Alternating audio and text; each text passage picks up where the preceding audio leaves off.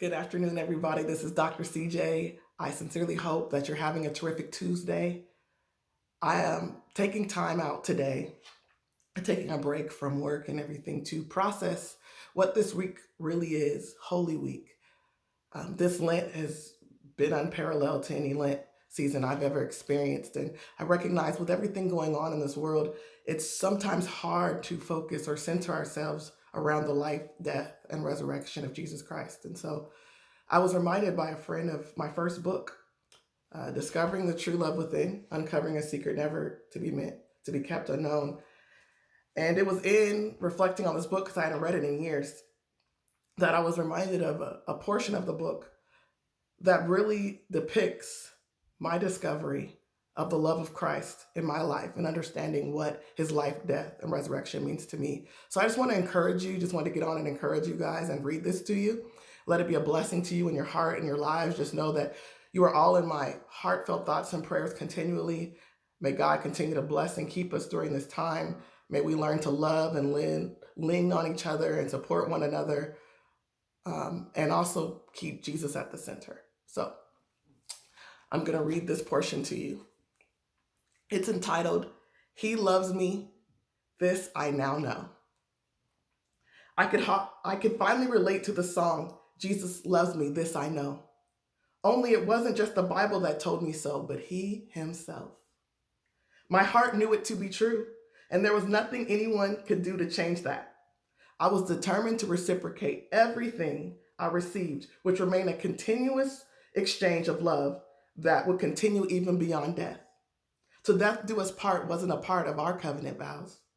Our love story, ours was a love story that he and I would write together. I was the paper and he was the pen.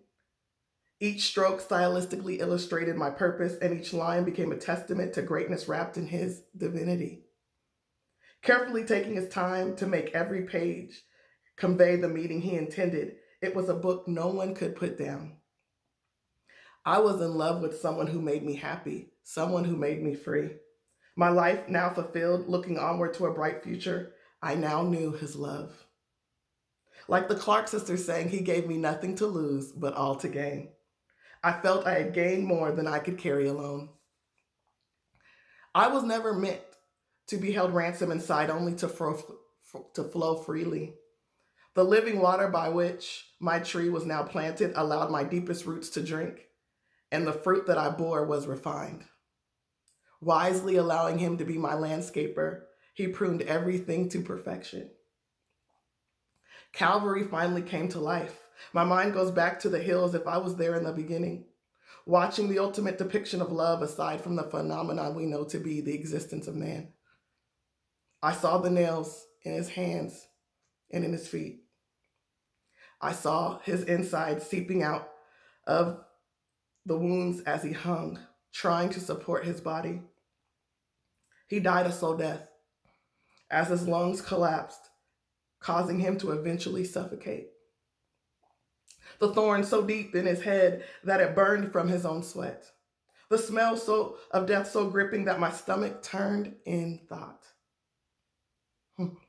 The imagery was more than enough to capture for me what his blood means.